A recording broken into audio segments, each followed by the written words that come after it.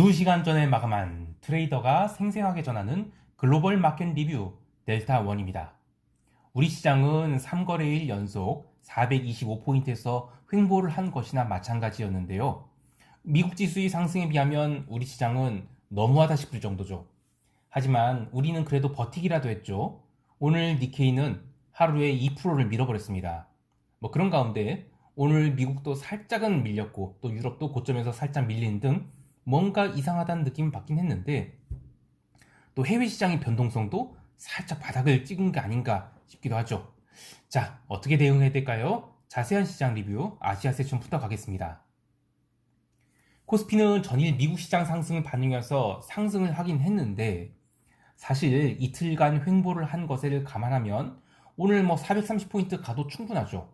문제는 우리 시장이 옵션 만기주의고 글로벌 변동성이 하락 중이라서 초반에 엄청난 양매도가 들어오면서 시장이 위아래 뚜껑을 다 닫아버렸어요.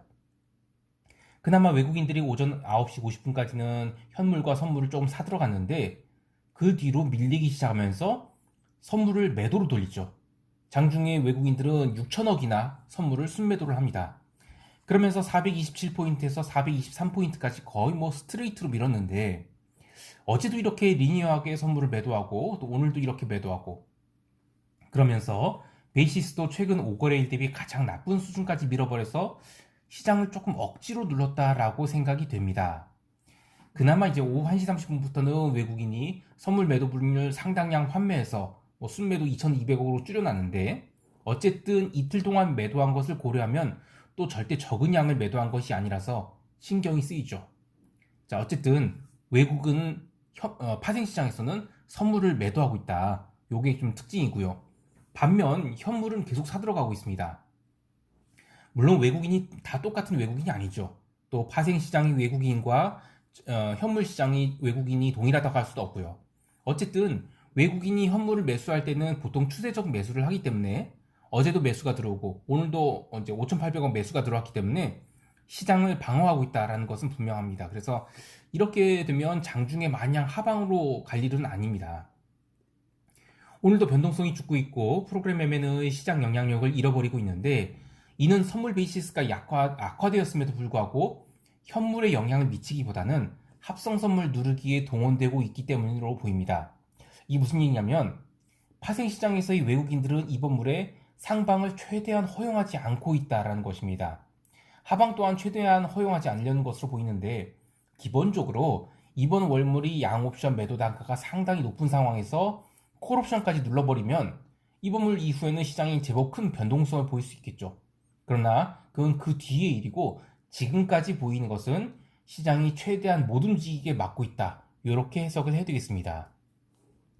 현재 내재 변동성은 22포인트를 조금 넘고 있는데 글로벌 변동성이 이미 20포인트를 깬 지 오래라서 우리는 아직도 지금 20포인트 이상이죠. 그래서 변동성이 더 죽을 여지는 있습니다. 근데 이럴 경우 참 투자가 힘들어져요. 계속 바스켓 내에서 포트폴리오 조정을 한다지만 실제 계좌는 따라다니면 따라다닐수록 손실을 보게 돼요. 아무튼 그래서 이 구간에서는 최대한 힘을 빼고 한 발짝 멀리 떨어져서 시장을 보시면 좋겠습니다. 오늘도 연기금은 주식을 1,500억 팔았고요. 지수가 오르나 내리나 계속 연기금 매도가 나온 것은 어쩔 수 없겠어요. 참고로 이번물 기관들도 양옵션을 대량 매도 중이죠. 그래서 웬만해서는 환매 시효가 나올 가능성이 없을 것 같습니다. 그래서 정리하면 기본적으로 현물 방향성은 롱이다. 그리고 그 주체가 외국인 현물 매수라는 걸 생각하면 시장에서 눌리면 매수로 대응하는 것이 맞다. 그런데 옵션을 사기에는 변동성이 죽으니까 콜 매수는 웬만하면 하지 말자.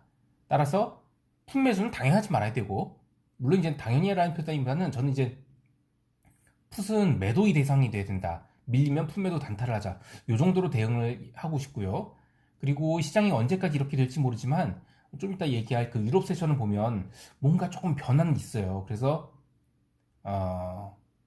시장을 마냥 그렇게 또 좋게만 볼 수 없습니다. 자, 그럼 이렇게 방금은 현물 사고 있으니까 좋다고 하는데 마냥 좋게만 볼 수 없다라는 얘기는 또 뭐냐? 그래서 이것은 뭐냐면 만기주라서 좀 특이한 상황도 있지만 만기주 이후에 시장이 어떻게 갈 것이냐에 대해서 저는 그렇게 긍정적으로 보고 있지 않다. 이 정도로 이야기하고 싶습니다. 자, 이 정도 얘기하고 유럽 세션 가겠습니다.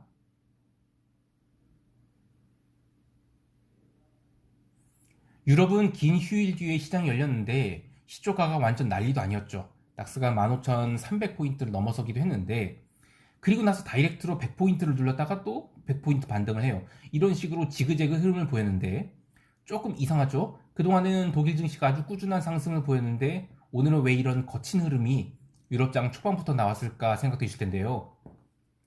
경제지표 발표 때문이 아니에요. 옵션 환매 때문에 그렇습니다. 독일이 지난 2주일간 거의 매일 상승을 했어요. 그러면서 우리 시장에서 지난 1월에 발생했던 현상, 즉 콜옵션 커버링이 나타났는데요. 지난주 목요일에 독일이 15,000포인트에 넘기면서 이미 콜옵션이 전일 대비 5배가 났죠. 근데 오늘 갭상승을 시키고 초반에 또 그 난리를 치면서 또 2배가 났어요. 이렇게 옵션에서 환매 쇼가 나오면서 지수가 오버액션을 했습니다. 그러나 지수가 계속 강세를 보였던 건 아니고 시간이 지날수록 흘러내렸는데 이 폭락은 아닌 기간 조정 국면으로 들어가는 첫날이 아닐까 생각을 해봐요. 여기서 팁을 하나 드리면 자, 어떤 시장이 일봉상 기간 조정 국면에 들어갔다라고 판단을 하는 것은 기본적으로 해당 시장이 펀더멘털이 좋아야 됩니다. 그러니까 하락장에서는 기간 조정이 아니에요. 가격 조정이지. 그리고 반등이 나온다면 아주 급반등이 나오죠. 그래서 기간 조정은 주로 상승장에서 나옵니다. 자, 두 번째로 채널을 그려봐야 되는데 첫 번째 채널, 그러니까 자기가 설정하는 타임프레임이 뭐 5분봉이 됐든 10분봉이 됐든 뭐 30분봉이 됐든 처음 나오는 고점과 저점을 계산해 봅니다. 그리고 해당 진폭이 증가하느냐 감소하느냐를 봐야 되는데 증가를 하게 되면 뭔가 이상해지는 거죠. 그러나 대충 이 정도 진폭에서 멈춘다라는 생각이 들면 거기서 단타를 하는 게 좋은데 무조건 한 방향만 노려야 됩니다. 그러니까 채널이 생겼네? 그럼 이 아래에서는 채널 하단에서 매수, 채널 상단에서 매도, 또 채널 상단에서 매도했다가 또 다시 걷고 이렇게 생각하시면 안 돼요. 무조건 상방만 노려야 됩니다. 많이 올라왔으니까 A자 모양으로 쭉 올라왔다가 또 쭉 빠지는 이런 형태의 급락은 잘 안 나와요. 물론 커머디티에서는 이런 거 잘 나오는데 증시에서는 펀더멘털 기반으로 올라가면 이런 거 잘 안 나옵니다. 특히 선진시장일수록 그렇죠. 그래서 정리를 해보면 유럽 증시는 콜옵션 환매 쇼가 나오면서 기간 조정 국면이 시작된 것 같아. 그리고 기간 조정 중에 이익을 내려고 하면 자신이 보는 그 분봉 타임프레임에서 고점과 저점을 연결한 채널을 그릴 때 무조건 저점 매수에서 청산하는 전략만 하자. 그리고 추세 역방향 진입은 하지 말자. 이 정도로 이야기하겠습니다. 자, 그리고 어제 골드가 좀 제법 올랐는데 골드가 어제 오른 것은 저는 커버링에 의한 상승이라고 봐요. 하지만 지난 3월 한 달 동안의 박스권이 있죠. 거기에 들어온 것입니다. 그래서 이 박스권을 또 돌파하려고 그러면 참 돈도 많이 필요하고 또 모멘텀도 필요한데 그런 거 없어요. 저는 제 생각에는 없어요. 그래서 골드는 저는 이 구간에서 계속 움직이면서 아주 지루한 흐름을 보일 것 같은데요. 한 2주 정도는 골드 좀 쳐다보지 않는 게 좋겠습니다. 자, 기름은 어제 생난리를 쳤죠. 또 강한 양봉이 나오는가 싶었는데 시장 참여자들이 마음이 확고하지 못해서 그래요. 뭐 미국과 이란 협상이 뭐 어떻게 되고 뭐 이런 것들 그런 게 중요한 게 아니라 이런 거 다 노이즈입니다. 뭐 코로나 재확산 수요 감소 이런 거 다 노이즈예요. 과연 시장이 60달러를 허용할 것인가 이게 이제 시장 참여자들의 관건인 것 같습니다. 그리고 60달러 이상을 유지하고자 하는 것은 사우디를 중심으로 하고는 그 오펙 플러스의 바람이고 미국은 유가의 하향 안정을 원하죠. 그래서 올라올 때마다 기름의 매도 엣지를 쌓는 게 셰일드 업체들이에요. 이걸 좀 사실 데이터로 보면서 설명드려야 되는데 뭐 지금 시황 얘기하는 중이니까 이 정도만 얘기하고 뭐 구리도 톤당 이제 9,047달러로 이제 9,000달러 회복했죠. 그래서 시장이 나쁘진 않다. 그런데 막 모멘텀이 있는 시장은 아니다. 이 정도로만 정리를 하겠습니다.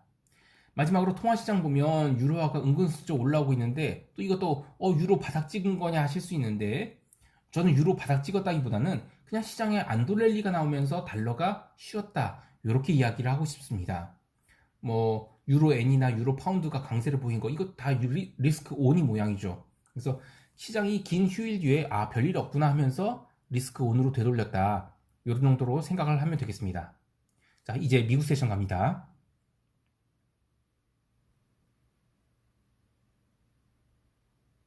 미국은 오늘 졸스라고 그 구인 규모에 대한 지표가 있었는데 예상치 690만 명보다 훨씬 잘 나온 736만 명이 나왔죠.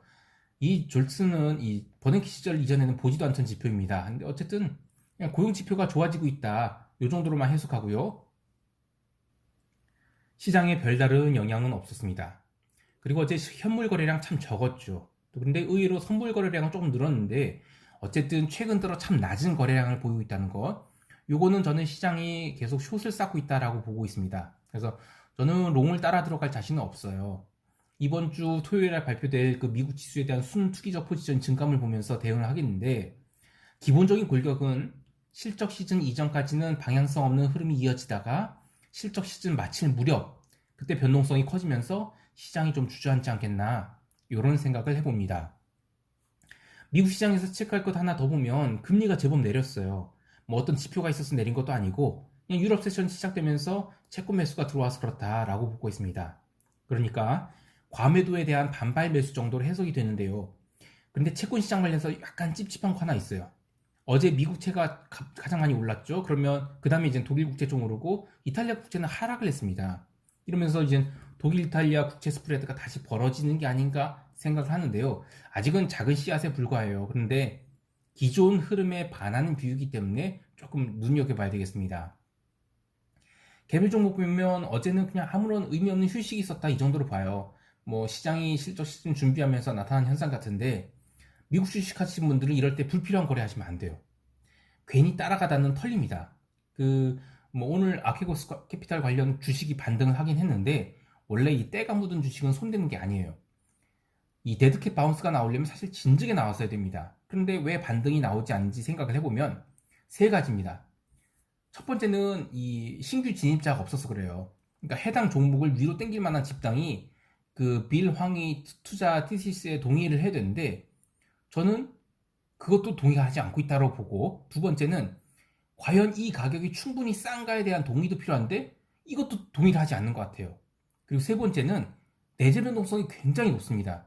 그래서 이 종목을 단순 변동성 매도로 접근하는 건 좋지만 뭐 콜옵션을 산다든지 풋매도를 네이키드로 때린다든지 이런 거 굉장히 부담스럽습니다. 그래서 저는 빌황 종목 이거 매수해야 되냐에 대한 생각은 아직도 이거 손대지 말자 이렇게 정의를 하고 있습니다. 자, 여기까지 하고 시장 총평합니다.